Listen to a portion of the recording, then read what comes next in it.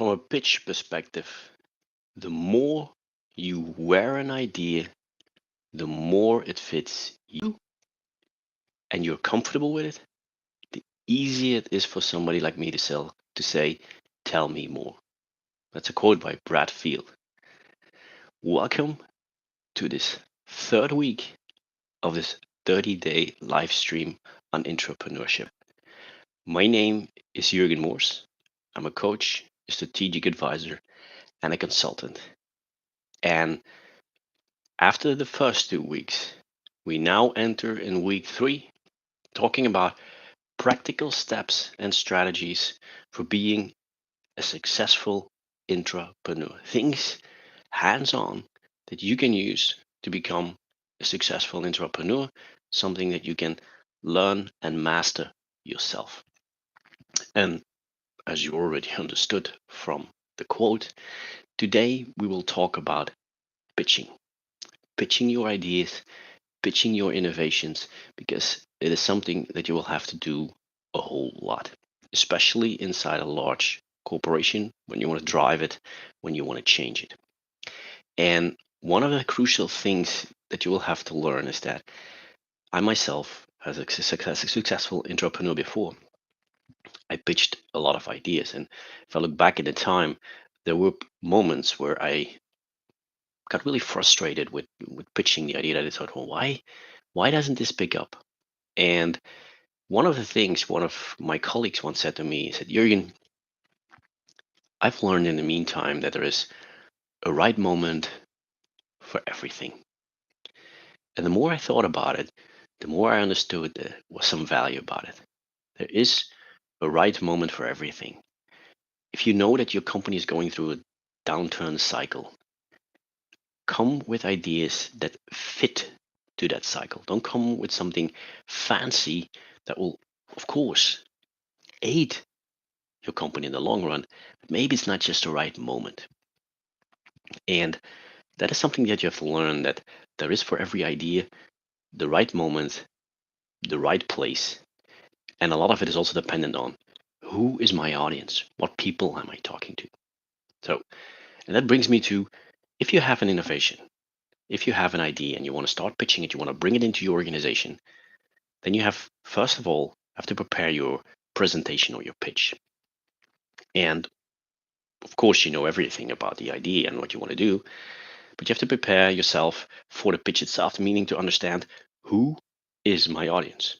And if you're looking at pitching an idea, you typically don't do it once. You do it most of the time a couple of times, meaning you probably go to management layers to discuss the idea and make sure that your idea gets funding. You also bring it probably to your colleagues, because they will probably, you look for aid, for help. So you look for co-workers that can join you in this idea. I'm sorry. And then, of course, you will try to implement it, meaning you will also pitch it to those who will actually live your innovation or live with the consequences of your innovation. So also there, you will have to pitch it. And what you have to do is understand your stakeholders and your audience, know what they're after, know what makes them tick, adjust your message. We already said it. Adjust your message to your pitch and to your audience, because everybody's always looking at what is in it for me. So what's in it for the executive is different for what's in it for those who actually have to implement the idea. And to give you an idea, an example of that is from my own past, when I brought this 10-year vision to my unit to digitize it from the least digitized unit and make it the most digitized unit. The message and the slides that I used to bring this message to management, that they also get the money, I knew that the executives that were in that room were typically those who approved the budget. They were not only my direct leaders and executives, but also the indirect ones, meaning they were the customers on the sites that I was working on, meaning they would finally have to really pay the part of the bill. So I also had to make sure and show them what's in it for you. In this case, they would get more reliability, prices would go down, stuff like that. So that's more part of the message. Now, when I brought the same message towards my own people where we were actually going to implement it, then it was different. I brought a general overview picture, but I focused a lot more on the first 3 to 4 years, because where the executives looked really on the long term, what's in it for us, the what's in it for me, for my people that were actually implementing it, they were looking at a very short term. What's in it for me? Does my job get at risk? Will I lose my job? How will it be with the training that I'm going through? Will we get trained? These tools, do we get time? Does it fit? Do we get extra people if we have to learn new stuff, or we get another a lot more people additionally? Can I do things that I like, or do I have to do everything? So my message there would be a lot more tailored to what they were looking for. What's in it for me? In comparison to what I was bringing to my executive. So make sure you understand your audience and tailor your message, your pitch to that audience. And if you look for investors, but this is for an external entrepreneur, this will be a completely different way of your message, crafting your message. Clarify the idea from where are we now?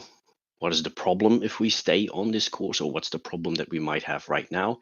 And then show, okay, what is the solution that I propose? What does it bring additionally? What does it add? Where does it position us? And if you can, build your case as much as you can. Problem, but also the solution that you provide or the innovation that you come with. And try to come with data, with case studies, with prototypes. And the strongest thing is social proof. If you can show it works with a competitor, or if you show it works in some kind of other industry, show that it works in other industry and show them how you will adapt it to your industry. So social proof is always stronger than 50 case studies or 100 tables of data. And when you bring evidence, don't lose yourself in this data. Supply some of the data, but keep it as a concise message again. Don't make it a mess of data and supporting stuff, because then it really starts like you're trying to sell something. You want to absolutely have a sales message. No, it should be concise and it should support it, but it should not be over supporting. And like I said, if you use social proof, it is always stronger and better. Now, once when you know, okay, who's my audience and I'm preparing for it, then you have to structure your pitch. Meaning, when you get one shot, most of the times you can have a lot more shots, but when you get one shot, make sure you captivate your audience from the beginning with some kind of hook. It can be very grabbing statistic, or it can be a story, or it can be a picture, it can be anything. Something that draws their attention, because most of the time when you pitch, you're part of a, yeah, you are one in a bigger meeting. You have your 20 minutes or your 30 minutes, and people maybe just came back from a coffee break. They're still talking a little bit. So you have to make sure you have their attention from, oh, what's going on? What's happening here?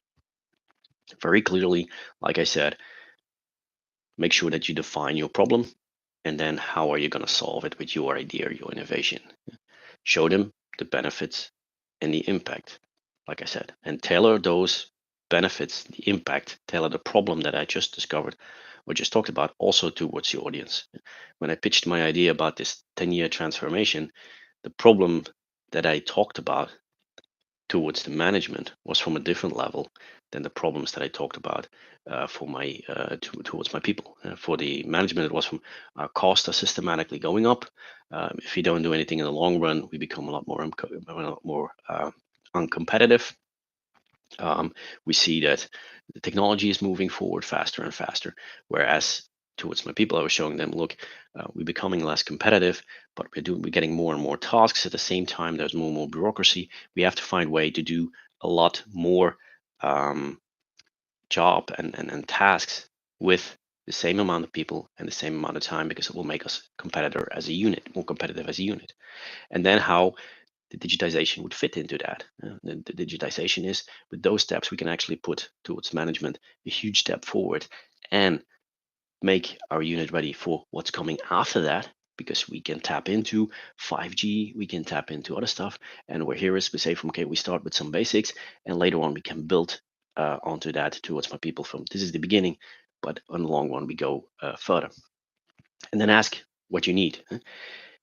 If you are towards management, you say from, look, I want this amount of budget to be able to realize what I want.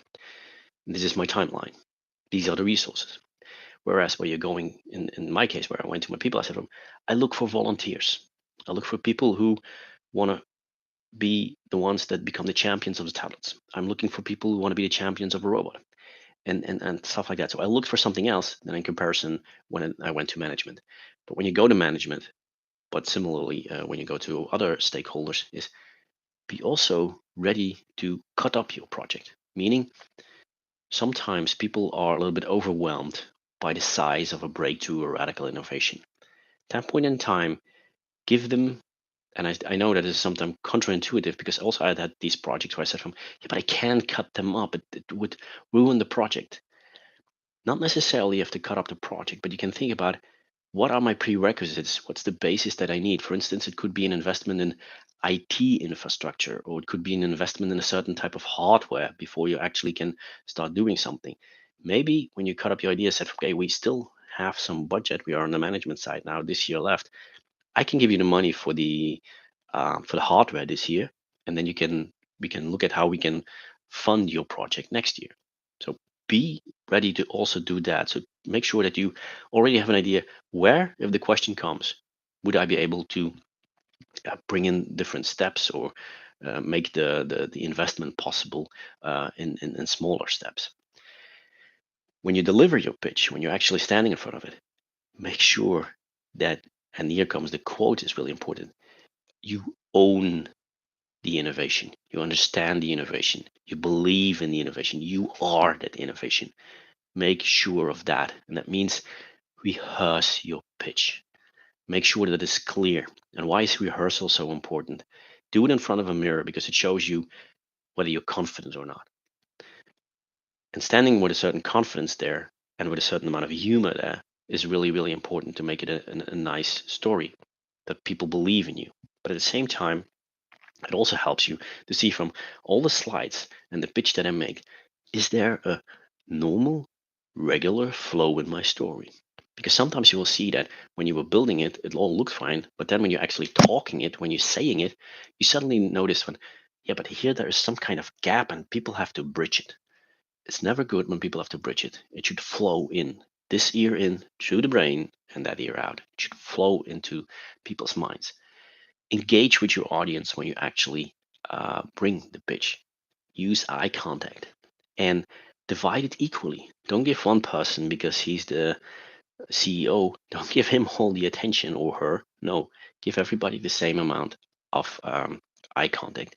Stand there with an open body, with a confident body. Don't get staring at the floor or staring at the computer or being really closed. No, stand there so that you believe in yourself. Stand there with an open body language and use a modulation in your voice. Don't always talk during 20 minutes with the same level. People will get bored and will fall asleep. Confidence, remember the quote, you need to sell it. And then at the end, be open to questions, encourage questions or feedback, but don't accept simple negative feedback. If somebody says in the room, that will never work, say, look, this is no feedback. Everybody has an equal chance for giving feedback, but saying purely it doesn't work is not an answer. Tell me why. Explain why. Say, I have certain questions or certain doubts around this or this aspect of your solution. So don't simply accept negative feedback, but encourage questions and be flexible to answer it. It is okay if you don't know all the answers, because you've worked on a certain thing for a long time, but it can be that a certain thing doesn't come up to your mind, or you didn't research it, because anything can be very broad and you have an audience that can look from different aspects. So it can be a question that you don't know. Be honest about it. Say, look, I don't know the question. I'll write it down. I will come back to you tomorrow, in 2 days, whatever. Just that's okay. That's no problem. You don't have to know everything. And also be ready for questions. Make sure that you prepare certain questions. To give you an example for this is, I'm now an entrepreneur, and one of the things that I'm working on is bringing extended reality solutions into the chemical industry and the oil and gas industry. Now, one of the topics that they have is a lot of the plants are explosion proof. So when you use equipment, that it needs to be explosion proof equipment. Now, when we pitch our idea or when we bring to demonstrate our ideas and to demonstrate our solutions, we already bring explosion-proof tablets, headsets, and smartphones with us to show the extended reality. Why? If we don't, they will pose that question anyhow or say yeah, what you showed here is nice, but we need explosion proof. We already tackle that question by bringing the devices and showing that it also works on those devices. So think about some of the very evident questions or things that people could say it will not work for this or that, and try to tackle that already in advance, or try to have it ready, that you have the answer ready, because those are the easy questions you can score with and be able to adapt. There can always be something where, due to the fact that you were never exposed to it, that you overlooked it, or you don't know it, or you could not have known this. Be ready to adjust your pitch also with the feedback, especially when you have higher management, like for instance the CEO or COO there. Yeah, normally they have a really broad vision about the company, about the strategy. So there can always be something where your idea, what you didn't take into your idea, into your pitch. So be adaptable to adjust that if necessary. Maybe it can even strengthen your idea. Because I've learned that in my pitches a lot of times that they came with arguments that even strengthened my idea a lot more than it did not. So to recap for today, when we talk about pitching, is make sure you prepare. Make sure you know who your audience is, who you're going to pitch to, what's in it for them. Structure your communication very, very clearly. Practice your communication and be adaptable throughout the whole process. But like I said, it can be the wrong time. It can be the wrong place. It's not always you, but be aware of that. It's not always your innovation that is wrong or that's bad. Sometimes it's just a matter of bad timing. Be also aware of that and wait then at that point in time for the right timing. Don't start to fight the windmills like Don Quixote did. No, just sometimes it's just waiting to the wind is back there and then come up with your idea. Now, what I urge you to do before we then close off today is think about ideas or innovations that you as an entrepreneur pitched and where you failed, and think about what I just said. Did you maybe tailor out your message in the right way, or maybe it was the wrong moment or timing, or maybe you were not confident enough in bringing your message? Think about one or two of those ideas that didn't make it. Try to pitch point. Okay, what was the cause of that, and was the cause somewhere in relation to my pitch? Because that is a good way to start off and learn what pitching really means. And with that, I would like to close off for today about pitching. And tomorrow I will see you again. And tomorrow we'll dive a little bit more into the topic how to craft a strong business case. See you tomorrow. Bye bye.